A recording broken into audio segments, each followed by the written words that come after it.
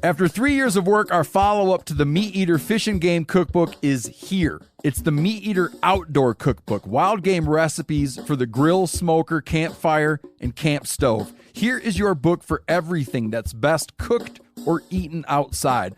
From grilling to open fire cooking to Dutch ovens to smokers to barbecue to backpacking meals to how to pull off the perfect fish fry, with pit stops along the way for lessons about Ice Age cooking methods and the best 5 ways to construct a cooking fire you can be proud of. And of course, we're focusing on wild game and fish here with over 100 recipes, including stuffed venison burgers 3 ways, wild duck with ahi verde sauce, a jerky made with cola, a gin and tonic made with fire-charred lemons, and grilled frog legs made with a sticky sweet sauce. This ain't your normal cookbook, so be prepared to be surprised. Get your copy now. For more info, visit themeateater.com or buy it wherever books are sold. You're listening to the Sportsman's Nation, brought to you by Exodus Trail Cameras. Now, if you guys aren't familiar with Exodus Trail Cameras, I'm going to recommend you go to their website. Tons of great information about their products, right? The cool part is they're turning 4. They're having their 4th anniversary, and to celebrate, they are offering 25% off their Exodus Lift 2, their Trek, and their new solar panel, and this is running from May 15th to May 28th. They have a ton of great features, right? I don't have enough time to share all of those features in this little time frame that I have to talk about it, but here's what I'm going to tell you. I have a camera off their very first run, and it has not given me any problems at all, right? Put the SD card in, format the card, turn it on, and it takes pictures, period, right? And that's what we want trail cameras to do. They work every single time. Take advantage of this. 25% off. Go to their website, ExodusOutdoorGear.com. Do some research about all the functionality of their cameras, right? You can take a look at their price. You can find the one that's right for you. You can enter the discount code YEAR4, YEAR, the number 4, and save 25%.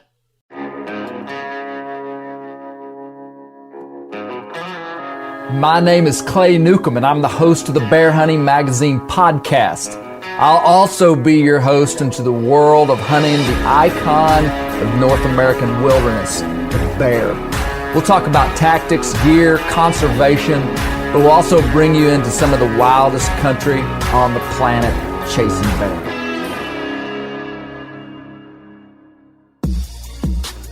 Man, Onyx with baiting is basically equivalent to hunting out of a helicopter with a machine gun. And Ted Nugent. Ted Nugent, helicopter, machine gun is equivalent to baiting bear using Onyx. Yeah. With Kolby Morehead. Yeah. Okay, bam, there we go. Smokey. And Smokey. Yeah, Smokey should not be fair chase. Yeah, Smokey's not fair chase. This is the 3rd podcast in our Montana Tour series. We did a podcast with Justin and Rebecca Spring. Justin is the director of records for the Boone and Crockett Club. We did a podcast with Jim Sessions and Jared Peterson with Huskamaw Optics and Best of the West Rifles in Cody, Wyoming. This podcast is where Kolby Morehead, the Bear Tech, and I sit down and talk about our do-it-yourself, mule-based Montana backcountry spring black bear hunt. This is a in-depth podcast that we just go through all the details of our hunt. You're going to be able to watch this hunt at some point very soon on the Bear Hunting Magazine YouTube channel. And we want to invite you to check out our YouTube channel. And we've got some incredible videos on there that you're going to enjoy. Without further ado, I want to continue to remind you about our Patreon page. The Bear Hunting Magazine Patreon page is designed for those who want to support the podcast, but also our YouTube channel, which is free content. So check out Patreon, but more importantly, or likewise, or both, check out Bear Hunting Magazine. Bear Hunting Magazine is the world's only all bear hunting print magazine. We've been in print for 20 years. By supporting Bear Hunting Magazine, you are supporting the ancient and honorable culture of hunting in North America. And it's a great magazine. We print 6 issues a year.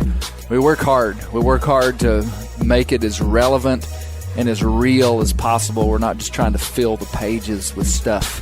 We really are trying to show the full gamut of bear hunting in North America. Hey, you're going to enjoy this podcast. We talk about the challenges of the hunt. We talk about bears. We talk about hunting out west. It's a great podcast. You're going to enjoy it. This podcast is going to be the 3rd or 4th in our Montana tour series of podcasts. So, Kolby Morehead and I, the Bear Tech, got back about 10 or 12 days ago from Montana. Yep. About 10 days ago. Today we're at the global headquarters, and we've had 10 or 12 days to ruminate upon the events of we were gone 11 days on our do-it-yourself Montana mule-based black bear hunt. Mm-hmm. Let me give just a little bit of the story behind this year. This was my 3rd trip to Montana. In 2015, I went to Montana with my wife. We drove up there, and we hunted in western Montana. We were kind of hosted by Justin and Rebecca Spring near Missoula, Montana. They told us some places that we should go, and we did a backpack-based 5.5-day hunt. No equine animals. We just packed in gear. I think I had a 60-pound pack. Misty carried like a 45-pound pack. We went into the backcountry for 5 full days. The first day we were there, we saw a sow and a cub. We didn't see bears for 4 days. Finally, on the 5th day, we saw a bear that we couldn't get to, big boar. It was our first western backcountry hunting experience. I came away from that hunt with my tail tucked between my legs, really, because it was a difficult hunt. I mean, we didn't kill a bear. And to me, it's always it is a difficult thing to invest that much time and energy into a hunt and you not get what you went there for. Obviously, that's part of fair chase hunting, is that there are no guarantees. So with the knowledge that I'd gained from this hunt, in 2017, Jim Sessions and I from Husqvarna Best of the West went back to pretty much the same region of Montana on a equine-based hunt. We really didn't have that much information. Jim is a veteran western hunter, but he'd never been to these areas before. And we went up to Montana, and we hunted for 6 full days. And the closest that we got to a bear was like 1,000 yards. For real. Mm-hmm. Super difficult hunt. And we didn't kill any bears. But I learned... So now I have these 6 days, 5.5 days, 11.5 days in Montana. And what people were telling me or what I was seeing from my sources in Montana, my local sources, is that guys were killing bears basically by driving around, being mobile, and finding bears in clear cuts, walking roads. And so, I mean, these guys were kind of like, wow, Clay, you spent 11 days in Montana and you didn't kill a bear. You're doing something wrong. Mm-hmm. Okay? And I kind of agreed with them in a sense because I knew that the methods that they were employing were probably more effective, but it was more important for me to do it kind of the way I wanted to do it in terms of being a backcountry hunt. And then we introduced mules and horses, which to me is the way that I want to spring bear hunt in the West. That's just the way I wanted to do it. We'll get into my mules and stuff. And so they were like, you're doing it wrong. You should have killed a bear. And these people were trying to help me, obviously. These were like my friends. And so what we did in 2019 was we did kind of a morphed hunt between these two things, which we brought equine animals. We were in backcountry, but the equine animals allowed us to access areas that we just probably couldn't have on foot in a day or two and carried all the equipment that we needed. But we were mobile. We went to multiple different places. In the times past, I had locked myself into certain regions. Like I would be like, we're going to this place and we're going to stay there for 6 days.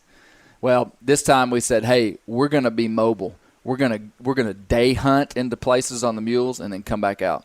If we get in there and find critters, we're gonna stay there. We're gonna camp, but we're gonna be mobile, and that's what we did.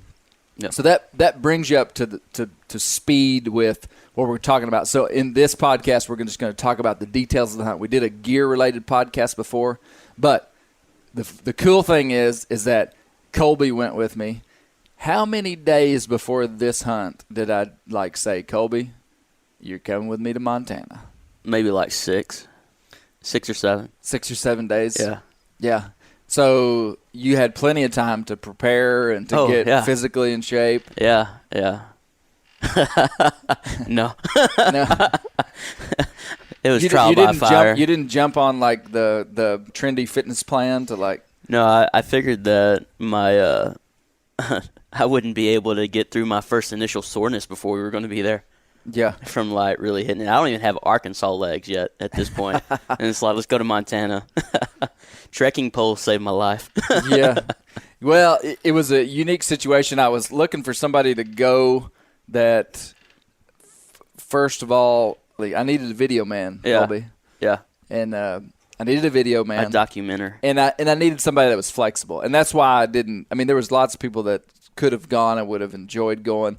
But I needed somebody that was flexible because we were basing this trip based a lot upon the weather. Yeah. And I wanted to do an early season hunt, but I didn't want it to be too early. And so, I mean, just a week before we went is really when we decided we were going to go. And then we even delayed it. Mm-hmm. I think you had 6 days before we originally planned, but then we delayed the trip 5 days. So you actually had 11 days. So you could have been in shape by then. Yeah. You totally could have been. No, so I totally sprung this on Kolby.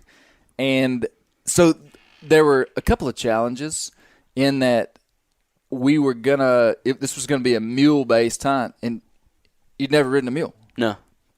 So how did we prepare you for this? 20 minutes on the back of Smokey. At my house. The day before we left. Yeah, literally. The day before we left, or 2 days before. No, it was that Saturday. We left Sunday night. That's right. Yeah. I was like, hey man, we probably better make sure that like everything's okay, and so this was my friend Trey Autry's mule. If you watched our film $100 Squirrel, there's a white mule that Trey Autry rides, and we borrowed Smokey. And Smokey's like, we don't even know how old he is, but he's just like a old warrior, safe, like just a dead broke, awesome mule. Yeah. And so I knew that Kolby would be safe because that was my number one thing is I knew he couldn't ride a young mule like I'm riding. Just you'd probably been killed. But I knew Smokey would take care of you. But still. Some close calls. Well, we had some close calls. But so you came to my house. We saddled up. I just basically said, all right, get up there. I said, ride for 30, 45 minutes. Just kind of get your feel on this animal. Found out I had legs shorter than a schoolgirl. Yeah. I'm going to let you tell that story. We had to alter the stirrups eventually. Well, you remember Trey. Okay, I'm going to have to tell you. Tell it, yeah. So we borrowed this saddle from Trey, and Trey goes, Clay, my daughter rode this mule last time, and so these stirrups are like really short. You're going to have to lengthen them. If only. And so when Kolby gets on the mule, he's like, is there any way to make these stirrups shorter? And I was like, man, a 13-year-old girl rode this thing last time. But she's all legs. She's all legs. Well, so Kolby. She must be. She must be. I don't know. Kolby, so he rode the mule. Everything was good. He did good. And, I mean, it was just like, I knew you could do it, though. And that's an ultimate compliment, for real. Yeah. I wouldn't have taken somebody that I knew would fail. I knew that you would have the mental stability and toughness to do it, because that's what it takes. Yeah. I mean, people get scared of equine animals. Yeah. Almost everybody that I talk to about mules and horses that have experience with them in the backcountry, unless they are a straight-up cowboy or just love equine animals, you either love them or you hate them. And there's a whole lot more people that hate them than love them.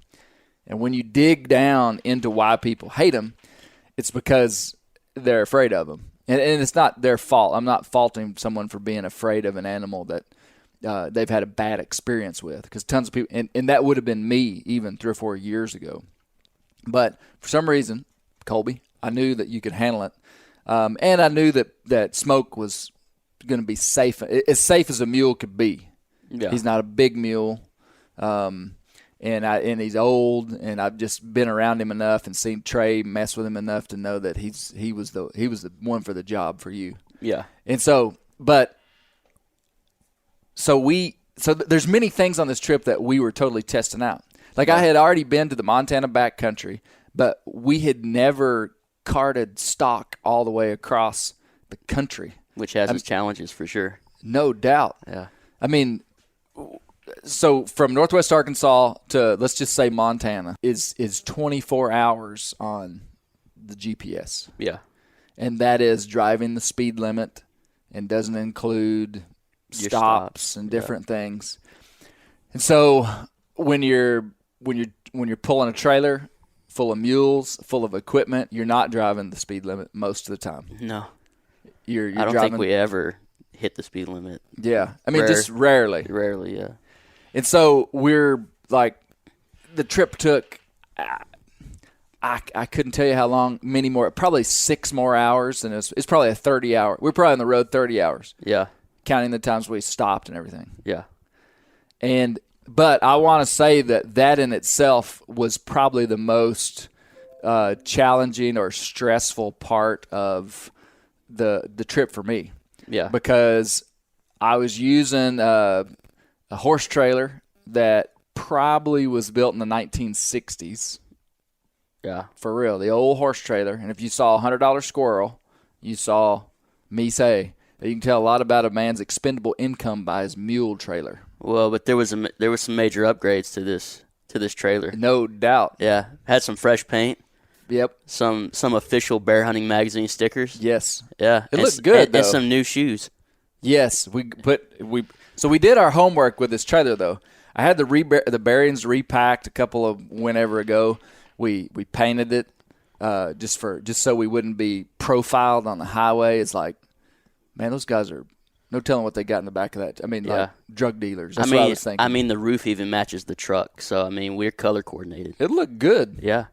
Got our stickers on there. Got our insurance, I got a equine-based, it was called American Equestrian or something. Yeah. But what I was thinking was, what do you do when you're in downtown Denver or downtown Kansas City and you have a flat tire on your trailer in rush hour traffic and 4-lane interstate, and you got these animals that you aren't getting them out of the trailer at that point. Yeah. I mean, on the side of the highway, if you're sitting there for 4 or 5 hours trying to figure out what to do. And anyway, now for like $150 a year, I bought this equestrian insurance. And basically, if you break down, your trailer breaks down, your truck breaks down, anywhere in the country, they will send a wrecker service that's equipped to help people that are traveling with equine animals. They bring water and hay, and they have boarding facilities put up. Like, say you blow a motor, and you're not going to be back on the road in 3 hours. So that was good. Yeah. Got new tires. But we made it the first day to Spearfish, South Dakota, and stayed with one of our good friends up there that has a farm, and we were able to put the animals in a corral. So that was about a 14-hour trip to Spearfish, South Dakota. And from Spearfish over to western Montana was another, by map, another 10 hours. And so by the time we got to Spearfish, I felt like our equipment was solid and that we were going to make it up there. Yeah. All right. And so that was just part of the battle that a lot of people wouldn't think about. But you can't keep animals in a trailer for long periods of time. I mean, for like 20 hours, Yeah. You want to let them out about every 8 hours at least. Let them walk around, let them stretch their legs, let them roll if they want to roll, give them some grass, just kind of let them be horses and mules. Yeah. And so we did that. We then made it to Montana. Yep. Once we made it to Montana, we went and met with our friends and stayed with them. And basically, the first evening we were there, we bought our tag, and so we had to wait 24 hours. We bought our tag at 11 o'clock on the day we entered Montana. We had to wait 24 hours before that tag was ready, so we couldn't hunt the next day till 11 o'clock. Yep. That evening, we weren't hunting, but we spotted a bear from several miles away, at least 2 to 3 miles away. Mm-hmm. We spotted a bear, and it was in a place we could hunt.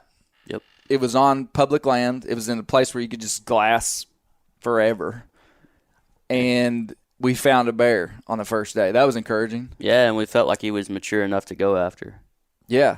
Just from a distance, but it didn't look like a juvenile. Yeah, it was a good bear. And we knew that if there was one bear up there that we could see, we thought that potentially on the way into this bear that we would find other bears. Yeah. So the next day we figured out how to get into this place, which wasn't straightforward. Like from where we spotted it, we were probably only 3 miles. Yeah. But from the information we had at the time, the only way in there was way around the backside of this mountain range and up on public land, because it was kind of separated by some private land. Yeah. Between us and where we saw the bear was private land. So you couldn't just walk straight to this bear. Yeah. So we had to go way around. I mean, like 30-minute drive around, parked in on some public. There was a gated road. And so it starts day one, right? Yeah. The day of Kolby's trials. That's what we have labeled it. The day Kolby became a mule skinner. Yeah. So we start off on the mules, and if you've ever ridden equine animals, they're always feisty, full of energy, jumpy, ready to roll, like right out of the gate. Yeah. And these animals also have been in a trailer for 2 full days, and they're in a new environment. And I'll go ahead and interject here that I was riding my Izzy mule. She's 3.5 years old. That's young for a mule. That's like, a teenager. It's like having a 17-year-old. Yeah. Mature physically, 18. But still very young. Yeah. And Izzy's done phenomenal for me. I've ridden her extensively in the mountains here in Arkansas.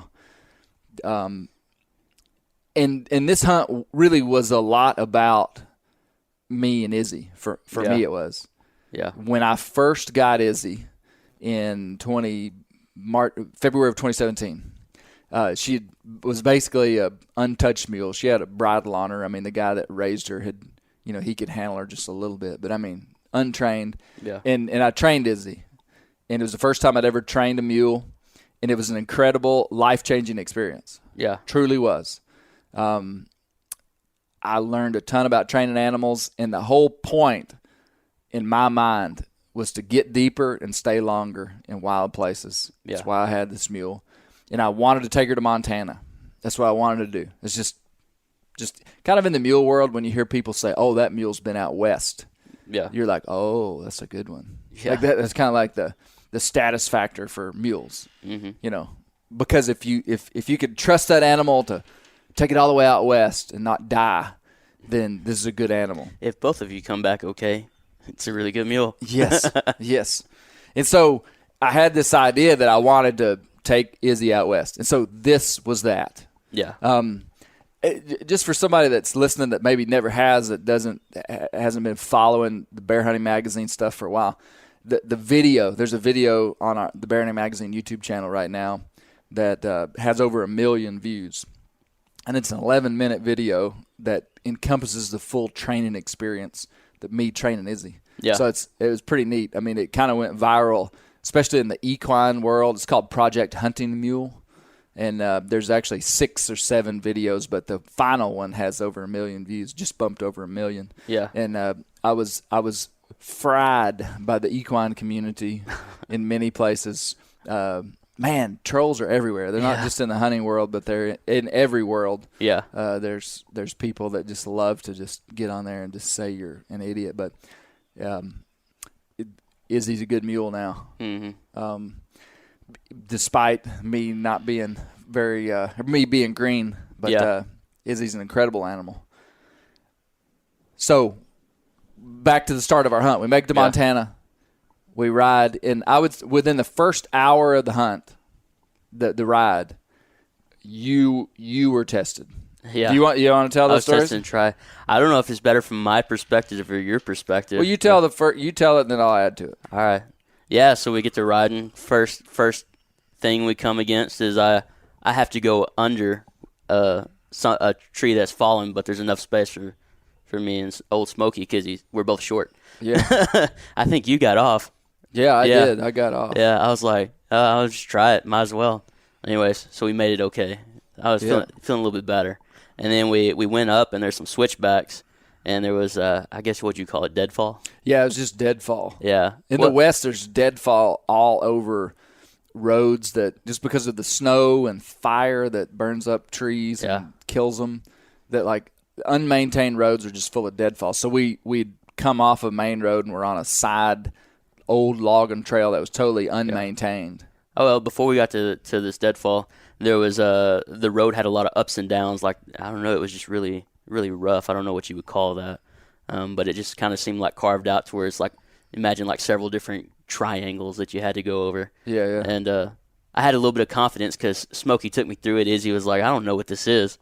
You know? Oh, yeah, the dirt piles. That's The what you're dirt talking piles, about. Where they tried to close off the road. Yeah. Yeah, so they piled up big piles of dirt. Yeah. Keep cars and four-wheelers out of there. Yeah, so Izzy was like, I've never seen this before, so Smokey just trucked on through. Yeah. And then she just followed along.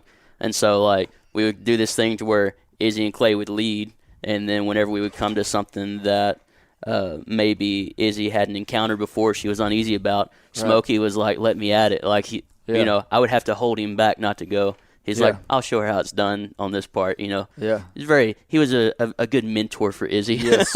Yeah, he in was. certain areas because he just didn't care, you know. Yeah. And then anyways, we came to some deadfall to where like the tree had fallen across the road, and then the low part was on the outside edge of the road, so there was like a decent like drop off, I guess, like a high steep degree of drop beside it. And so Izzy just went up to it and just stepped over it, no problem. Smokey's a jumper, we found out. Yep.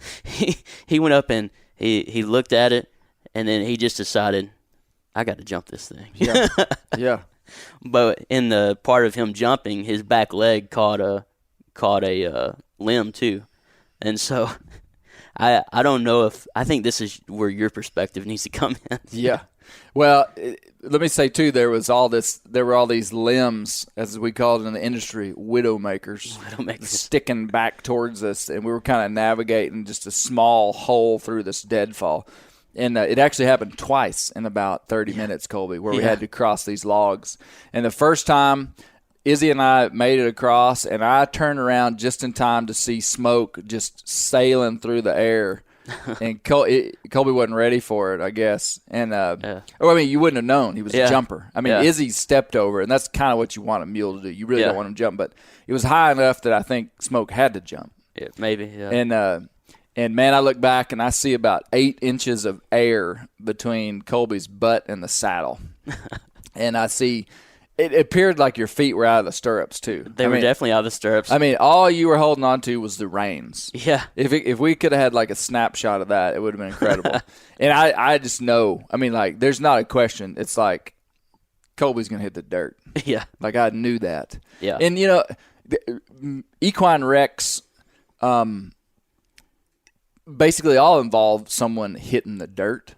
Yeah. And it seems like it wouldn't have been that big a deal, but, I mean, like, you hit the dirt while you're carrying a 40-pound pack. You had a pack on, I think, that time, didn't you? No, we didn't have the pack. We dished it that first day. Okay, well, I mean, it sounds simple, but, like, you hit the dirt, you might break your leg. Mm-hmm. I mean, there was a steep hill off to the right side. Might roll. I was worried about getting impaled by deadfall. Yeah. Like, for real. Or you know, not impaled like you're going to die, but, like, poked. That deadfall could have put a gash in your leg so big we'd had to. I mean, there's a lot of different things that could happen. Yeah. Anyway, I see Kolby in the air. He tells me now, and I just think, man, he's about to eat dirt. Yeah. And man, you landed that thing like a skier, stuck the landing like an Olympic skier on those big jumps. Yeah. And bam, you stuck it. You stuck the landing, and I was like, all right. And then we go and just a little bit up, the same thing happened again. Did it not? Yeah. That's the way I remember it. Yeah. And you did this. Well, this time I got off Izzy. Oh, okay. That's what I was thinking about. That's when I came over, and I was going to try to just, like, be there. I didn't know what I was going to do. But that's when Smoke's back feet caught the log. Yeah. And the log slammed into the back of my leg as it jumped. Yeah. It was a smaller log. Yeah. And I thought we were both going to be eating dirt. Yeah. And anyway, we stayed on. So Yeah. that was the first, like, trial by fire that you survived. Yeah. To skip ahead just a little bit, the other thing that happened that got you your mule skinner wings was on day 2. Yeah. Tell us what happened. I hit the ground. Yeah. Oh, yeah, I hit the snow. It was almost inevitable. It was going to happen at some point. At the end of day 1, we were talking about how I'd have this full mule experience. It was just the stuff that we had done, and except for falling off. And then day 2, lo and behold, like, it was like a foreshadowing of events that were a certainty. Yeah. Yeah. And so we're coming down a road, and there's a big snowbank. We're up at about 6,000 feet, and there's a pretty deep snowbank. And mules are really self-preserving. And in my mind, I was like, well, if the mules will walk on this snowbank, then it's safe. And so Smoke he's out in front leading, and he's walking across this snowbank. And then you tell me what happened. Well, Clay turned on his GoPro, and he was like, "Oh, this is a cool shot." Well, we're walking, and all of a sudden, all I see is, like, Smokey's right front foot just disappears, or his hoof, his leg, and then I get real close to the ground real quick. Yeah, bam! But so, the video makes it look a little graceful though, like it's kind of slow mo. So basically, the Smokey's front right foot just went to the ground, which was about 2 feet beneath the surface of the snow. Well, I think on the video, that's what we thought happened, and in the video when we were watching it, he actually it looked like he slipped. Okay. Yeah.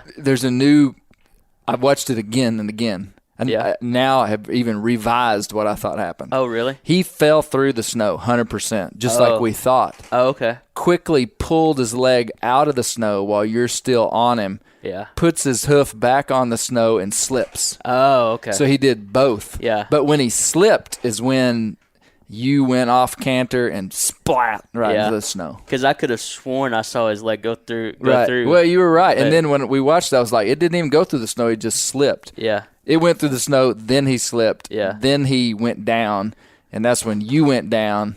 And luckily I had all this. It was the first time I'd turned on the GoPro the whole trip. Yeah. And I 30 seconds before I turned on the GoPro because it was really pretty. We're coming across the snow.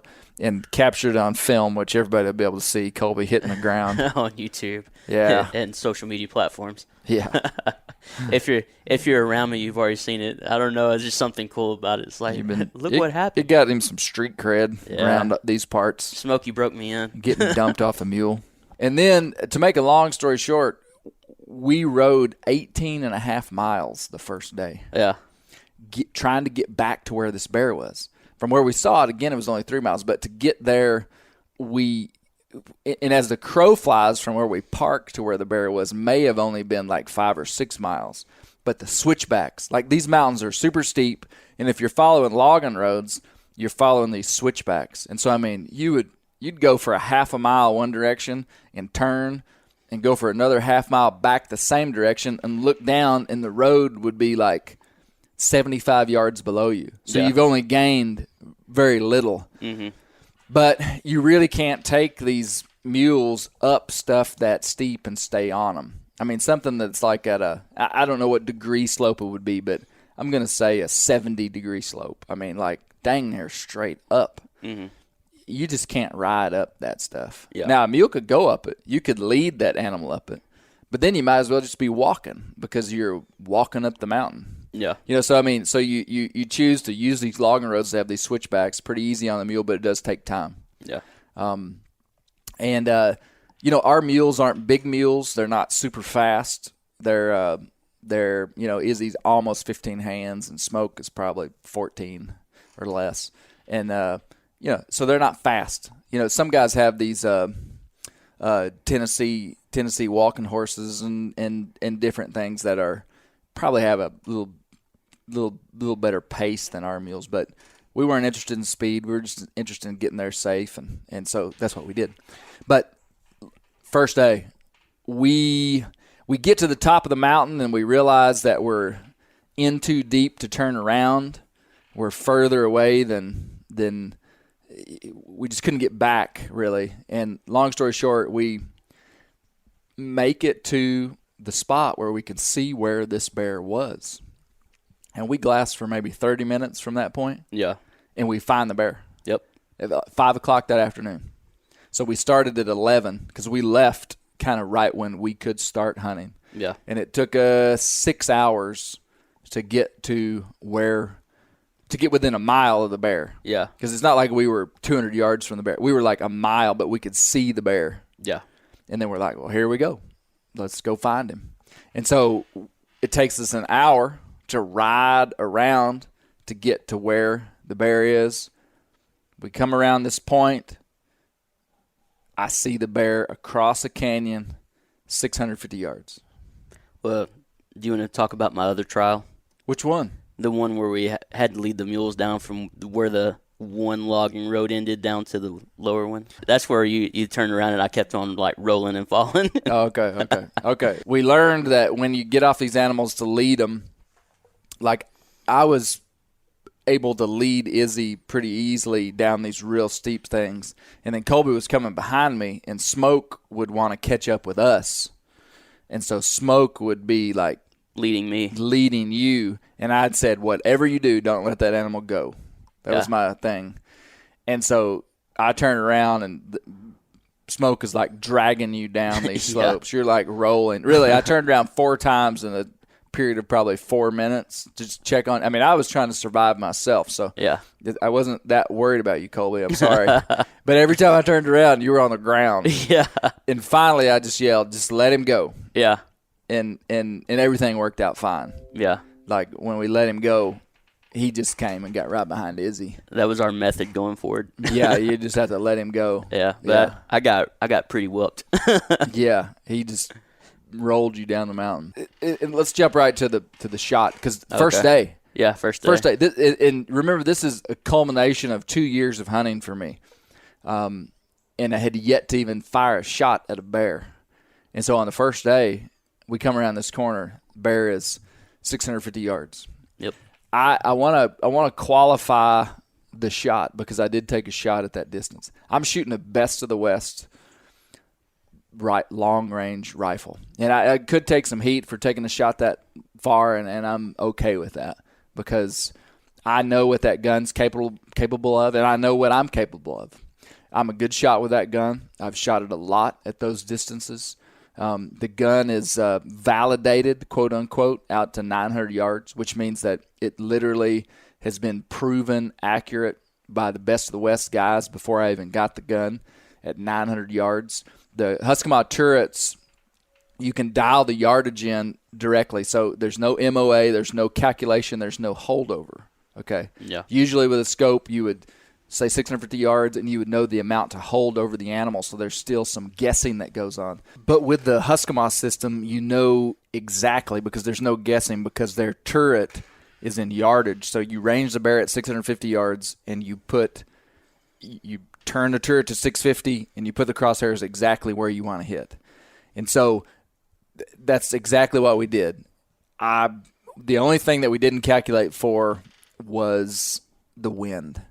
And I've got a super good prone 2-position rest on the backpack. I had you take your beanie off, put the beanie on the back butt of the gun. I squeezed the trigger and am fully confident that this bear is going to hit the dirt. I've shot extensively at long range with this gun, out well beyond 650 yards.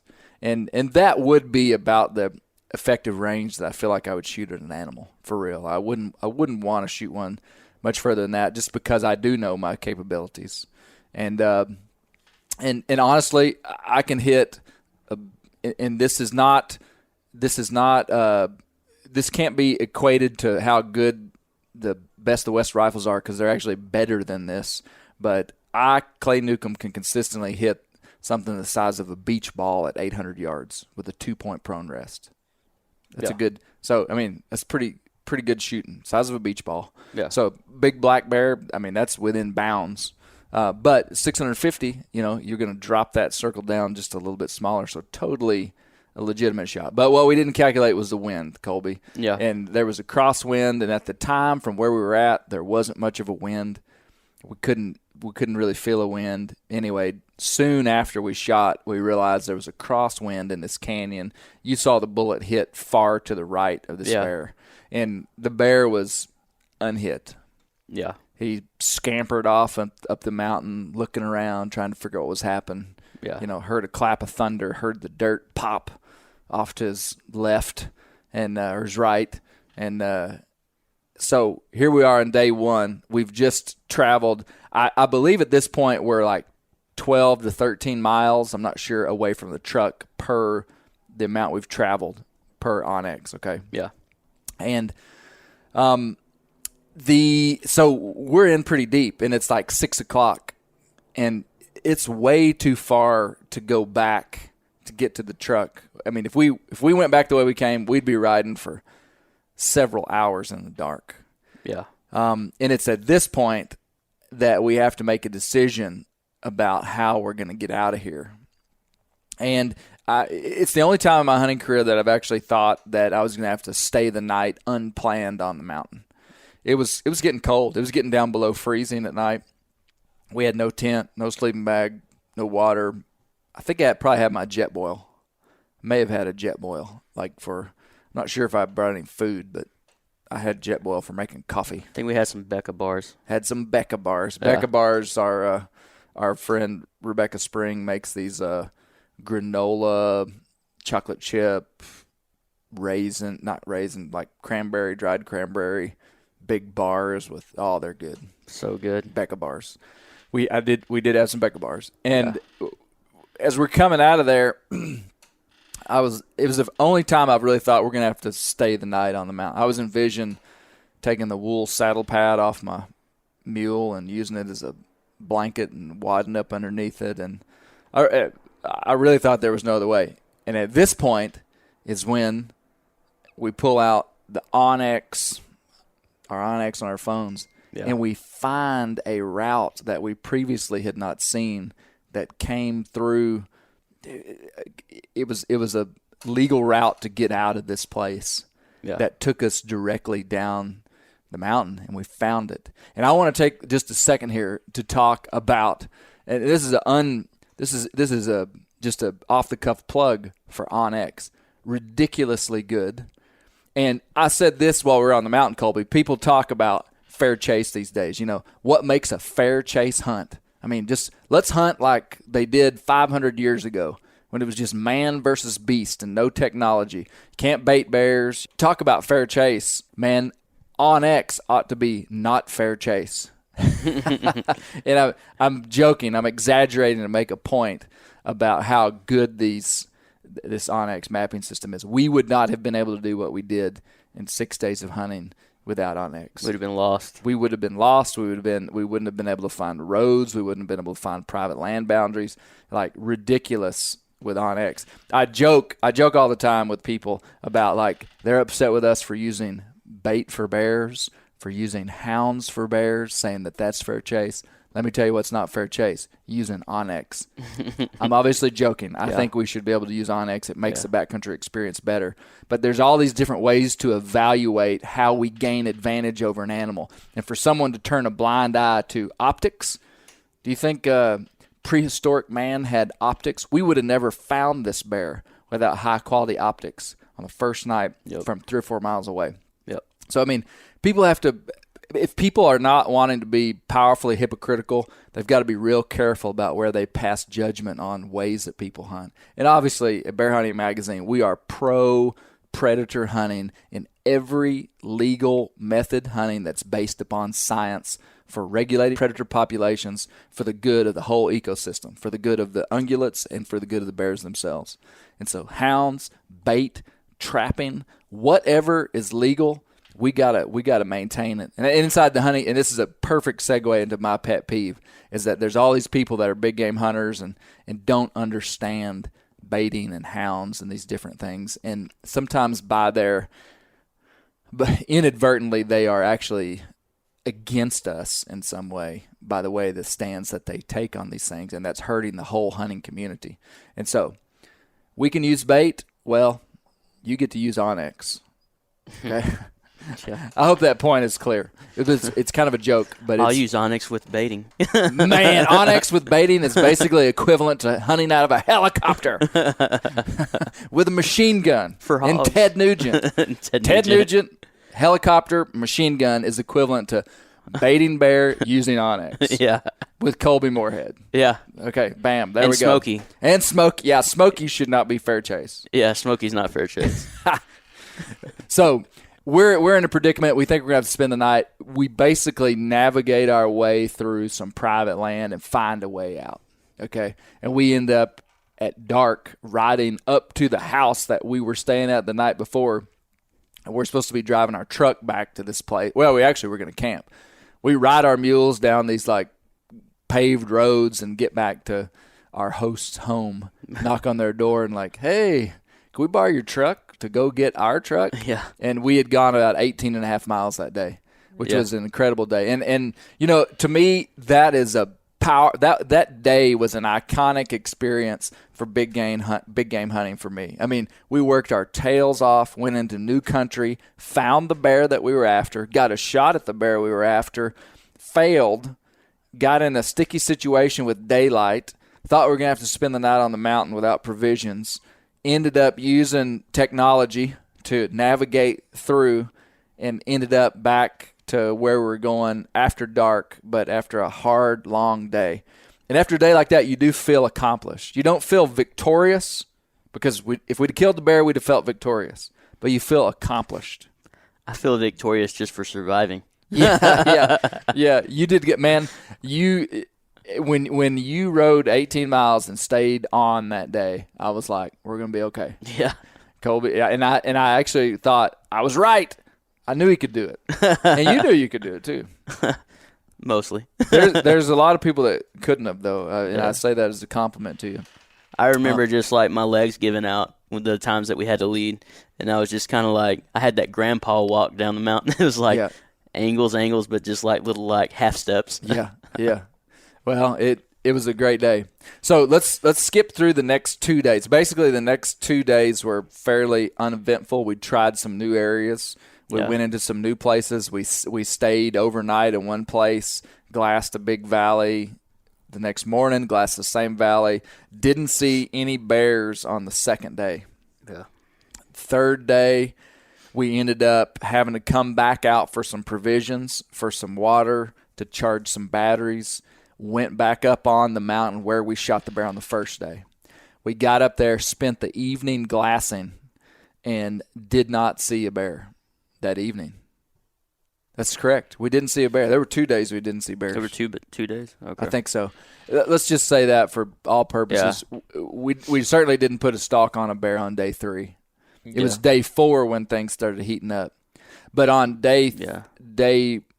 so the morning of day 4 is when from our camp, and by this time we've now spent 2 nights in the backcountry, and we're camping up where we missed the bear on the first day. Yeah. We're overlooking this big draw.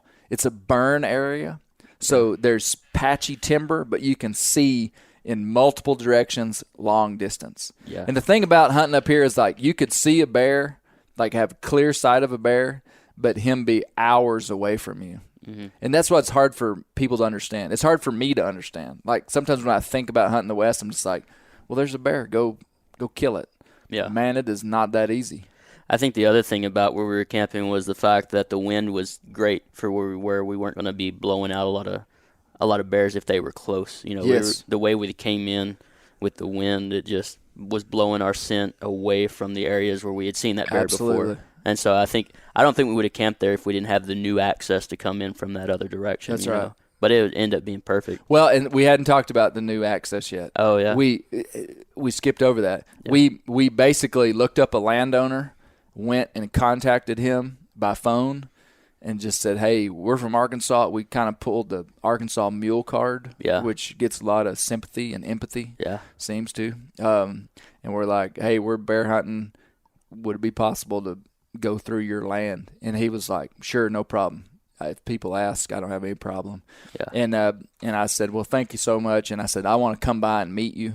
And he was like, well, okay, if you want to do that. We went over and shook his hand, talked to him for a minute. He was an old outfitter. Petted the dogs. Petted his dogs. That was key. Yeah. We accept your animals too. So we gained access, and that's the reason we're able to get back in there. I'm glad you said that, because sometimes these stories all come together. The first day we had to ride 12 miles to get to that spot. Now we only had to ride 3 or 4 miles to get to that spot because of the new access we had.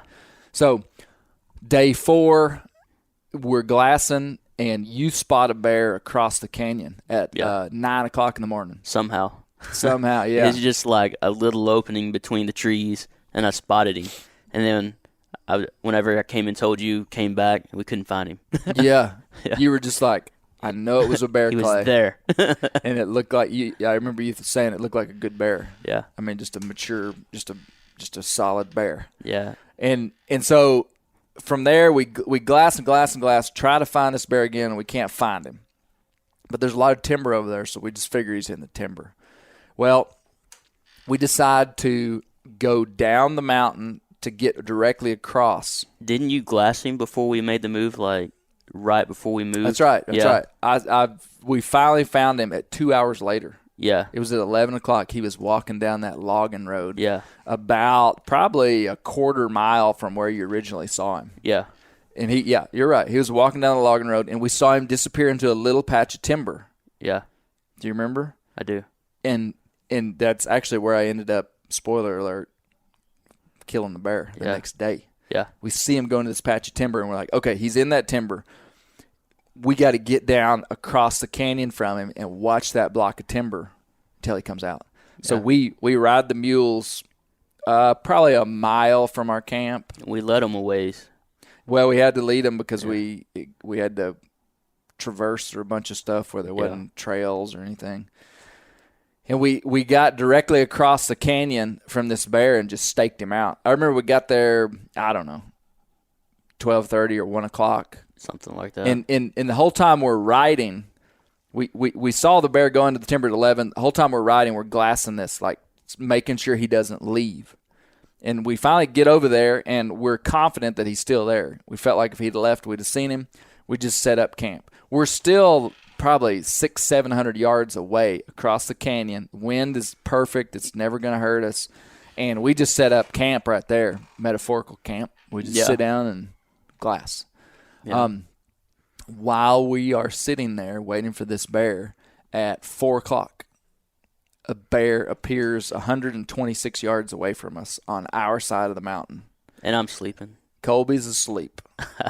Dead asleep. I wake up to rocks being chunked at me. I start. Kolby's like 10 feet away, laying down on the other side of this log, and I hollered at you first, or a muffled holler. Yeah. Kolby, and so I picked up a rock and threw it, hit you. Yeah. You did. It didn't budge you. I threw another one, bam, and then your eyes popped open, and I said, "There's a bear right here." Yeah. And you jump up, grab the camera. The bear is walking directly towards us. And pretty quickly I was able to evaluate that it wasn't a bear that I was interested in taking. Yeah. But it still took a few minutes. I just wanted to make sure it wasn't, a shooter bear. Yeah. And you had a tag. Yeah. And after watching the bear for just just the second that I realized I didn't want to shoot it, I said, "Do you want to shoot that bear?" Yeah. And you said, "Yes, I do." Yeah. And so we switch places.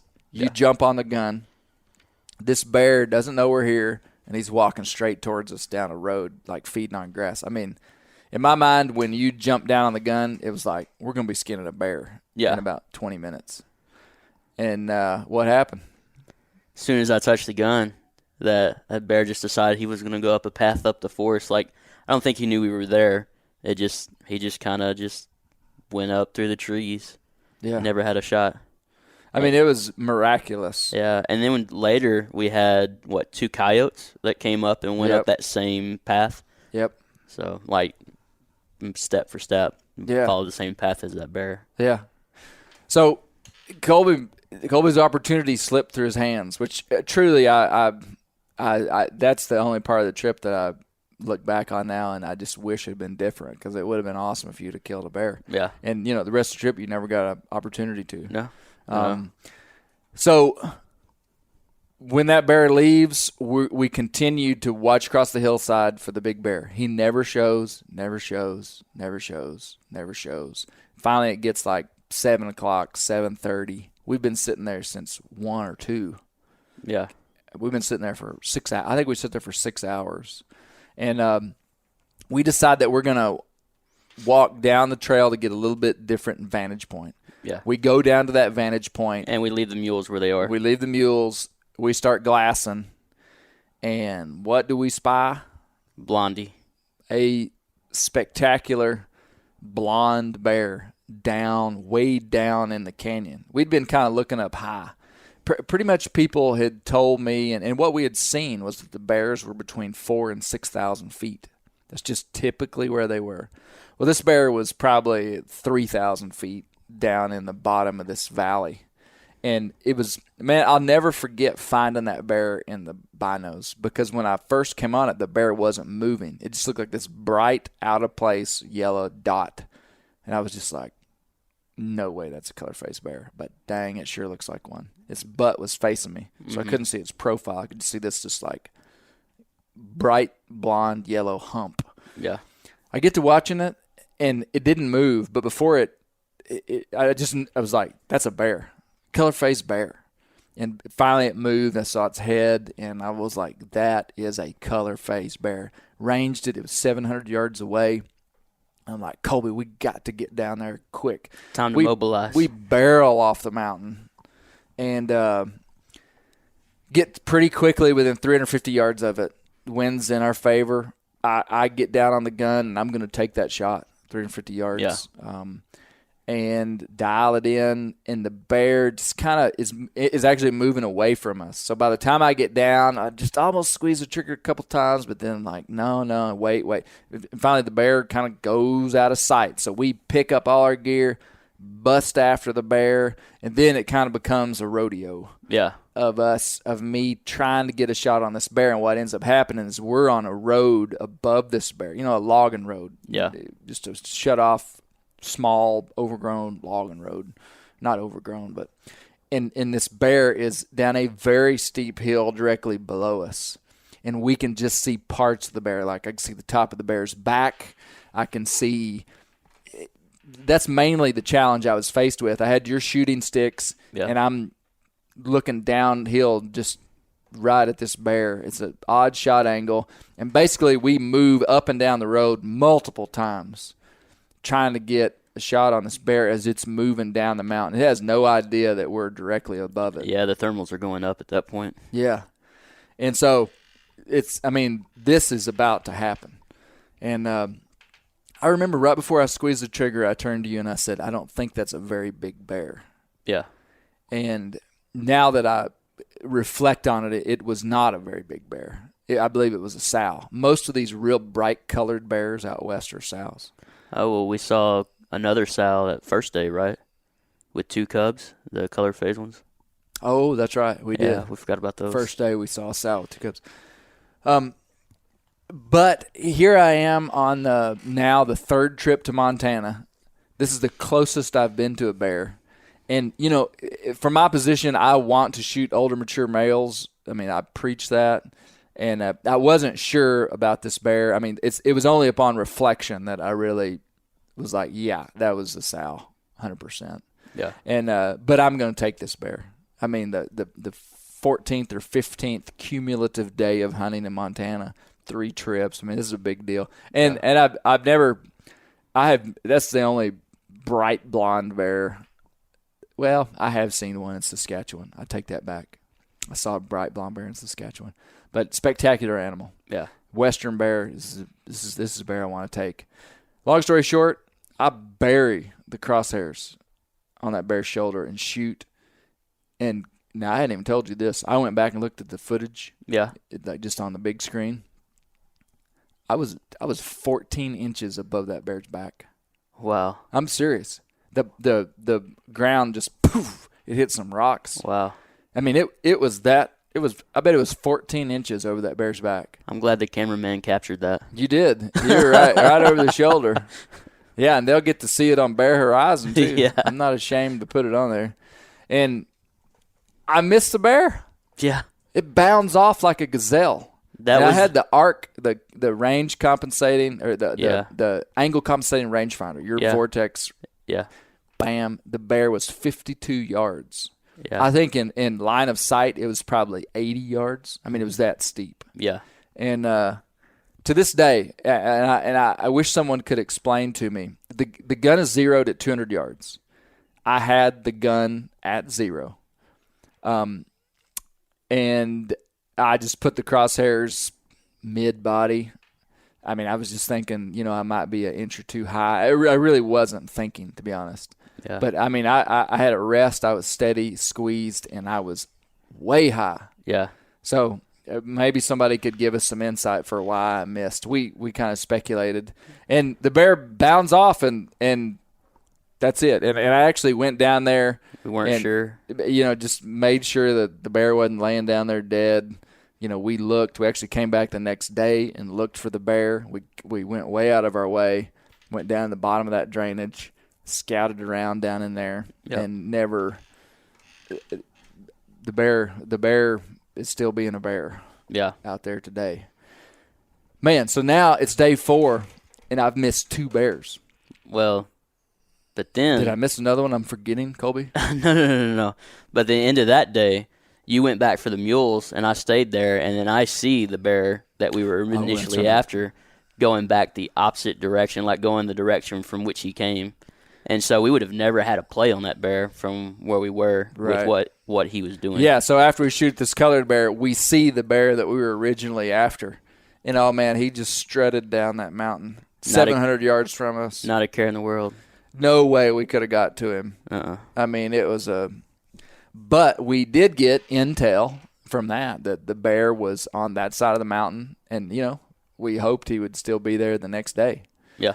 So we go back to our backcountry camp and eat a couple of mountain houses.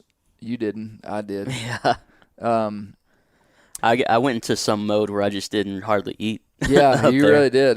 He didn't hardly eat. And now that was the day that by the time I dropped off the mountain and came back up, I think we figured out climbed about 2,200 vertical feet that day. Yeah. We wake up the next morning. Let's just jump to the next day, which is day 5. Yeah. And then we go out because we're needing water and stuff, I think. That's right. Yeah, because we didn't hunt until that afternoon. Yeah, we had to, for some reason, we had to come out. Yeah. We did go out. I think we needed water and just like different things. Yeah. I think that's the morning of the epic breakfast. Oh, you're right. Yeah. Yeah, we had a big breakfast down at the spot. The lodge. Yeah. The water. But we go back in because we now have this shortcut into this place. It's not that hard. It takes us about 2 hours by mule to get back to our camp. So we get back to our camp. Kind of late. Yeah, it was like 3:00 in the afternoon. Yeah, it might have been even later than that because I stay there to set up camp. Because we were tearing down camp and setting it up every day because we're trying to stay mobile. So we get back to camp at 3 or 4 or maybe even 5. Yeah, I think it's closer and to 5. I say we make the decision, Kolby, you just stay here at Glassroom Camp, set up our camp, and I'm going to take off on foot. We're going to leave the mules here. Let them rest. And so I go out to the point where we'd set up the day before where we'd seen the bear. And it took me, I hadn't glassed 30 minutes, and I saw the bear. Yeah. And he's in basically the same spot, the same patch of timber. And I watch him, and I can't decide which direction he's going to go because the direction that he goes will determine which direction that I go. Yeah. And if he goes out the mountain to the south, yeah, he'll he's kind of out of play. But if he goes to the north, back up to the head of the hollow, oh, man, it's game on. I can meet him. Well, yeah, all those roads kind of narrow to that point, and so you can towards the head of the hollow. So you're basically coming together like a top of a triangle. Yes, the closer you get to the head of the hollow, the closer the shot distance is across the canyon. Yeah, and I'm glassing this bear from a different spot, and not knowing what's going on, I'm like, man, that bear's moving slow. I see the bear too. Yeah. If it was it was the same bear. Yeah. Well, so I'm trying to determine what this bear's going to do, and finally, it's kind of like he's just stalling over there. I felt like he only had two decisions, and that he was going to do one or the other, go north or south. But he really didn't. He kind of just stayed there. But it was hard to determine that because he would be out of visibility and invisibility. And basically, I felt like he was going to go back to the north, which would have been to my advantage. And so I start heading up the hollow, but he never comes. And long story short, I make the decision to try to beat darkness and go get on his side of the mountain. It's kind of like he's not doing anything. I'm going to have to go over there to him. Yeah. And so I just start hooking it. And it's a couple of mile walk, around the head of this canyon. And I mean, I remember I'm just walking as fast as I can walk. Yeah. Just pounding. Now, I wasn't having to – there was only one time when I had to gain some elevation. But for the most part, it was relatively easy walking. It was just long distance, other than this one section where I had to gain about 500 feet of elevation. And basically, I get over there, and at this point, it really didn't matter if the wind was in my favor or not. I mean, we're on day 5. I know there's a bear back over here, and luckily the wind was in my favor. But even if it wasn't, I think I still would have gone. I mean, we there comes a point in a hunt when you just have to make something happen. And you just have to you just have to say something good is going to happen. And so I come around this point, and man, the bear is just right there. Yeah. He's 169 yards standing on this logging road. And when I say road, this is like a what do they call it? A defunctionalized road. There's a phrase that they use out there, a reclaimed road. I mean, you couldn't have ridden a four-wheeler on it. I mean, just a old logging road. Yeah. And the bear is right there. And, I mean, that's totally in range. He doesn't know I'm there. 169 yards. I mean, that's like a chip shot. And, man, the excitement and satisfaction of seeing that bear was incredible. Of all my hunting experiences, it was as good as any of them in terms of – and it's kind of hard to describe because of the work that we'd put in up until that point, not with just this hunt, but with the other two. And it's like, finally, I'm really within striking distance of a bear. Going to have time to get down on him. He doesn't know I'm here. It's just perfect. And I get in a prone position, put the gun 0 to 200, put it right behind his shoulder. Bam. You hear the shot go off. Yeah, I heard the shot. You can't see us. You can't see us. I have no idea what's going on. I just knew one shot meant one of you's going to die. I'm just kidding. You were like, please don't miss again. Yeah. You watched me miss twice at long and close. And you're like, man, he's explored the gamut of potential misses here. Yeah. I had decided that the third time's the charm where I'm going to start giving you a hard time. Yeah. Oh. Well, in between, too, it's to note that we went and shot the gun up on the mountain because we were like, it's something wrong. Yeah. Missed twice. One at close range, one at long range, is the gun off? And we did go and shoot. It hit right where it shot at 200 yards at a rock, about probably 7-inch rock, and just dusted it. So we felt good about the gun. Mm-hmm. But still, after missing twice, it does take some of your confidence. But when I squeezed the trigger, I felt like the bear was hit. Sometimes with a rifle shot, it's amazing. You feel like they're just going to roll over, but I hit him in the lungs. So if I'd hit him in the shoulder, he probably would have folded up. But oh my God, I wish that would have happened. That would have been easier. He still would have barreled off there because he was off the edge of the road. Oh, okay. But he might have just rolled down there 50 feet rather than 100 yards. Yeah. But when I shot, he sailed like a superhero off that mountain, and I just I never see him again. It was just a flash. And I run over there thinking I'm going to get a second shot if he's still moving, and I hear him. I don't hear him death moan, but I hear him growling down there. Pretty much if you hear a vocalization, I've found after a shot, it's usually a good thing. And felt like the bear was dead. I go over there and pretty much immediately just go down to the bear, and I find the bear. Find the bear probably 80 to 100 yards below the road. And that sounds like he ran far. He didn't run far. He probably made 3 or 4 big bounds and then just rolled. But that's how far it was. It was pretty down. It was straight down. Yeah. So man, I was incredibly excited. Made it back to camp surprisingly before dark. And per Onyx, I'd traveled like 7.5 miles round trip that afternoon from camp. And, man, we went back in there the next day with the mules, and it's kind of another story. But one of the big things that we didn't know was whether our mules would carry a bear. Yeah. We really didn't know. Izzy was untested. Izzy's carried coons, turkeys. I know she'll carry a deer. I had a deer here that I put up on her back. She's had some bad experiences with bears, though, when we were baiting bears in Arkansas. We had some live bears come in on us while we were baiting bears multiple times. Kind of freaked her out. And Smokey's the great mystery. Yeah, and we don't know about Smoke. I mean, a mule could go either way. You could have the best mule in the world, quote-unquote, like riding mule, and him be petrified of game. We do not know. Yeah. We don't know Smokey's history. Trey had only bought Smokey about a year before and had never carried big game on Smokey. Just carried squirrels on him. So, man, we start bringing up meat and hide, and that's a whole other story, but we got it up out of there, quartered him up on the side of the mountain, brought him out of there in game bags. To dig footholes to get back up. Yeah. It was a true Western experience for 100 yards. I think if we had to pack that thing out of there, it wouldn't have been that bad once we got it up out of that ravine. Then it would have just been 2 hours of just kind of downhill walking. Yeah. But basically, Izzy was okay with the meat. And to make a long story short, she carried the meat, no problem. But she flipped out on the hide. Yeah. So for all you following Project Honey Mule, I've got to be honest about the update. She flipped out.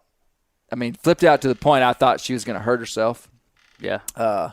She's tied to a tree, and I think like she's going to break her neck trying to get away from this bear hide. Yeah, or break the lead. She hit it hard. Yeah, so much so that I tied another rope onto her halter thinking she's going to break that lead and bust out of here, and we're going to have to catch her, and at least we'll have another lead on her that maybe we can catch her. Well, we just took our time. If there's one thing that I do understand about training equine animals is you just got to give them time and you can't pressure them. And so we sat there with that hide within about 30 feet of her for probably 20, 30 minutes, just chilled out, just kind of sat around, messed with the animals. I put the meat on Izzy, which I was very happy with, very pleased that she let me put the meat on her. I had no problem with that. I'd bring meat over, and my hands were just covered in bear smell, and I would feed her these, our range cubes. So she's having to put her nose down in bear and eat.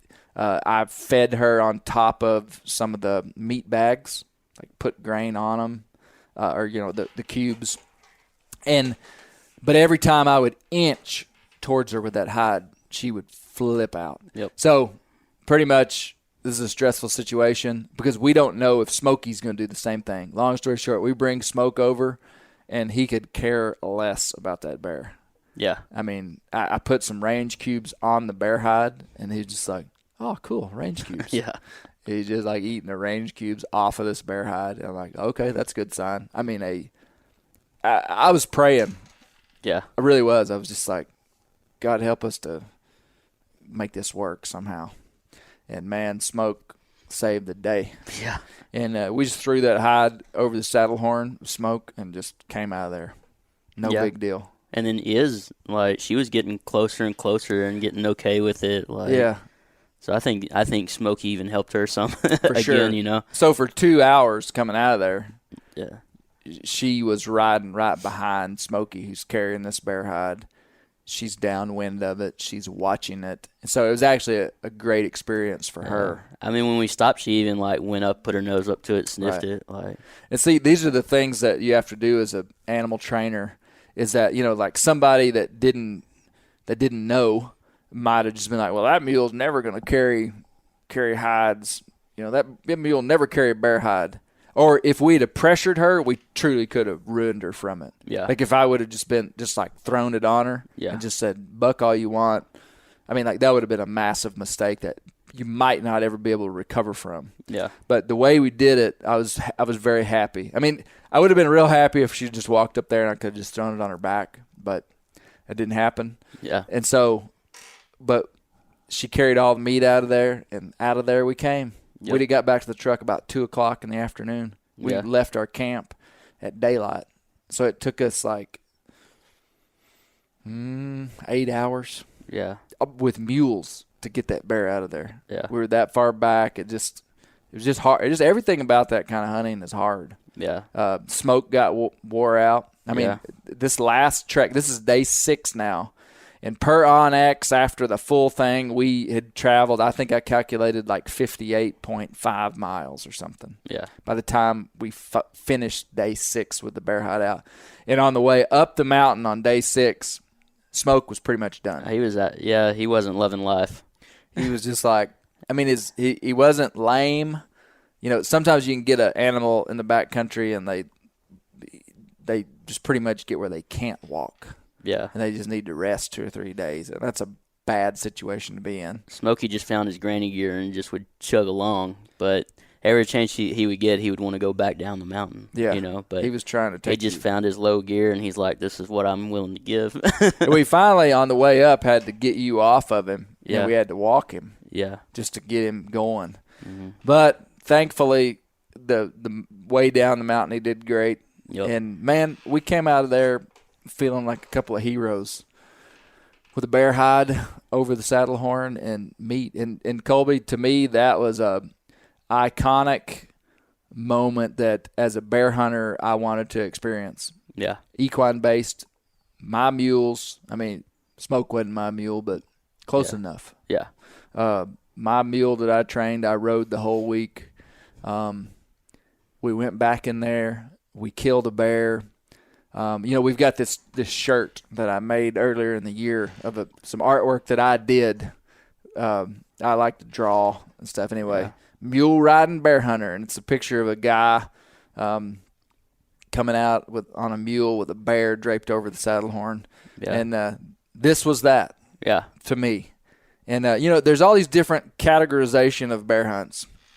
You know, I mean, you can go to Southeast Alaska and hunt these bears back in these estuaries, you know, tidal estuaries, and you can go to Arkansas and hunt bears over bait. You can go up north and hunt bear in the boreal forest. You can go to the Appalachians and hunt bear over hounds with those guys. Western equine-based, do-it-yourself, rifle hunt bear is its own category.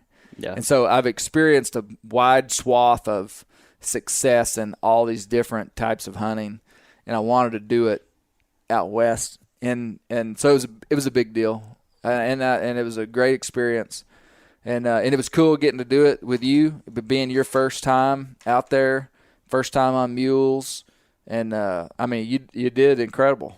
Yeah, I mean especially for having 7 days to prepare. Yeah, guys prepare like 6 months for these kind of things. Yeah, I just had to get tough quick. Yeah, and that's what I commend you for. Is mental toughness. Like you never, you know, when you're choosing a hunting partner, Kolby never complained. He never got a sour attitude. He never, you know, we talked about being sore or it being hard. I mean, but it was never like Kolby wants to go home. And spoiler alert, if you ever hunt with me, the worst thing that you can do is give that vibe of you want to do something else. I mean, it just spoils the whole thing for me. Oh, really? And I've just learned I don't hunt with people like that. Yeah. I mean, my dad taught me that when I was a kid. I mean, like in the 6th grade, if I was like, Dad, how long are we going to be here? I think he kind of pounded that out of me, and I was like, I could have taken it negatively, but I took it as positively. I was like, okay, for us to be successful, I cannot let him know that I'm not having a good time. Yeah. And again, I think that could have warped somebody, or not warped, but could have made it a negative experience. Like, as soon as I get out of here, I ain't never coming back. Yeah. But for me, it gave me insight into how that you manage type 2 difficulty. Mm-hmm. You know, I mean, yeah, it's hard. Like, riding 18 miles and missing a bear and the stress of not knowing if we're going to have to sleep on the mountain with no provisions. I mean, like, that's not giggly fun. Yeah. You know, I mean, that was stressful to me, but it wasn't like I was going, Kolby, we're going to come off this mountain and we're going home. Yeah. I mean, was there times I thought that? Yeah. Like, lots of times in 6 days of hunting, I'm like, dang, why do we even do this? But you just can't say that. Yeah. I mean, it's a leadership principle. It really is that not that you hide your emotions or hide difficulty, but it's like, we're on a mission. We're going to complete this mission. And I'm not, because emotions, attitudes are absolutely contagious, you know? Yeah. And that's truly what I appreciated about you, is you never got discouraged. You were always ready to go. I mean, you know, you never were wanting to take shortcuts. That's the other thing inside of hunting partnerships, is sometimes you have somebody that wants to take shortcuts. It's like, you really, to do this right, we need to do this way. Yeah. We need to go up the mountain this way. We need to get there. We need to camp there. We need to do this. And it's harder. And then it's like, well, why don't we just do it that way? Well, we don't do it that way because we want to win. We don't want to lose. We will lose if we do it that way. Well, it's easier. Well, you know, you get what I'm saying. Yeah. I definitely modified some downhills, though. I'm a mountain slider. Yes. Yeah. Yes. And I tell you, I was surprised I didn't have holes in the bottom of all my first light pants. No kidding. I mean, that was a way to keep up. Yeah, you were sliding. Yep, you were sliding on your rear end most of the time on those downhills, but it worked. It was steep enough for that. Yeah. Yeah, it worked. Yeah, it was. Well, it was an incredible trip. We just wanted to bring to you the totality of this adventure in one podcast. And, you know, I would just say, I would encourage people, go out and spring bear hunt out west, and don't expect to have just immediate success. I kind of did. I kind of felt like the first trip out there would be bringing home a bear. And there's lots of people that do. I mean, it's really just a game of chance and finding that moment of good fortune, like of just when you connect on a bear. And I mean, maybe that happens on the third day of your first time out west. Maybe it does, but maybe it doesn't. And I don't think I was prepared for that, because the second time I went and made the 24-hour drive home by myself in a vehicle without a bear, I was just like, dang, I don't want to do this again. Yeah. I mean, that's kind of what you think. And I actually took a year off and then came back, and we were successful. And now I'm starting to build this database of ways that I feel like it takes to be successful out west. I think you got to be mobile. You got to be willing to get into backcountry and stay there if there are bears. But if there are not bears, you got to be able to get out of there. You got to be willing to sit in glass. Those are the keys for me. Being mobile, but the main key was we didn't overcommit. Like, when we would go in, we would just take the provisions that we needed to just stay like 1 or 2 days. If it had been much more of a production than that, I think it would have slowed us down too much. But we're pretty mobile, and we made it work. Yeah. And it was early season hunt. I believe I killed the bear on May the 5th. It was whatever that Sunday was. Yeah. Or May the 5th or 6th. I think it was the 5th. Oh, yeah. I told you that you'd never look at Cinco de Mayo the same way again. Yes, that's right. That's right. Yeah. Well, what your closing thoughts on the hunt, Kolby? Oh, it was definitely hard. It was fun, though. It's one of those hunts that you know that it's just so hard you're going to appreciate it afterwards. You know, the one that you're going to look back on fondly. Definitely learned a lot. I mean, this was my first like backcountry hunt in that way. Like, I've been, you know, kind of on a backcountry hunt, but it was like truck hunt. I mean, camping. Wall you know, wall tent. Yeah, wall tenting. Driving in a truck. Driving the roads, glassing here and there, and it was just a totally different experience. And I mean, it was really good. And you know, I think it definitely is going to help with my ability to navigate those things in the future, like looking at those switchbacks a different way, learning where like you can go from one road to the other to cut out a half mile or whatever. Yeah. I mean, the mules was a big thing. I mean, even like the first day we side-hilled a lot, and that was a weird feeling, you know. I was like, man, the saddle's not going to slip off or something. Right. And I was definitely impressed with everything that the mules could do. And I think like after that first day, whenever we learned how to manage the relationship between the two mules, where Smokey just wanted to be on her heels, yeah, it helped a lot. Yeah. At least for me. But I think like just being able to push through those things, it just like builds character like inside of you to just, you know, whenever you come up against something. I think the biggest thing about these backcountry hunts is you come to a point of like flexibility to where it's like, well, that didn't work. What now? You know, like how do we adjust and how do we engage this particular scenario to where we can come to a point of success, you know, or whatever success is inside of our minds.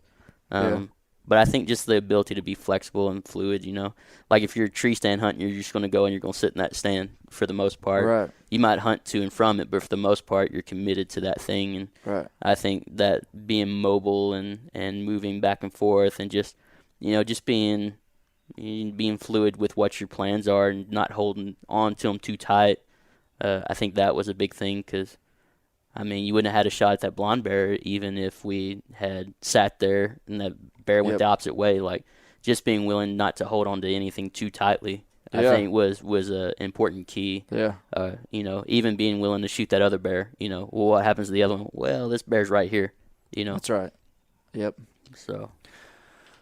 Well, incredible experience, and we're going to have multiple more podcasts from the Montana tour. Like we said, we interviewed Joe Condelas, we interviewed Brian Strickland, we interviewed Aaron Snyder, all on this trip. They weren't necessarily about this trip, but we referenced this trip on this podcast. But hey, thanks for joining us, and keep the wild places wild, because that's where the bears live. After 3 years of work, our follow-up to the Meat Eater Fish and Game Cookbook is here. It's the Meat Eater Outdoor Cookbook, wild game recipes for the grill, smoker, campfire, and camp stove. Here is your book for everything that's best cooked or eaten outside. From grilling to open fire cooking to Dutch ovens to smokers to barbecue to backpacking meals to how to pull off the perfect fish fry, with pit stops along the way for lessons about Ice Age cooking methods and the best 5 ways to construct a cooking fire you can be proud of. And of course, we're focusing on wild game and fish here with over 100 recipes, including stuffed venison burgers 3 ways, wild duck with ahi verde sauce, a jerky made with cola, a gin and tonic made with fire-charred lemons, and grilled frog legs made with a sticky sweet sauce. This ain't your normal cookbook, so be prepared to be surprised. Get your copy now. For more info, visit themeateater.com or buy it wherever books are sold.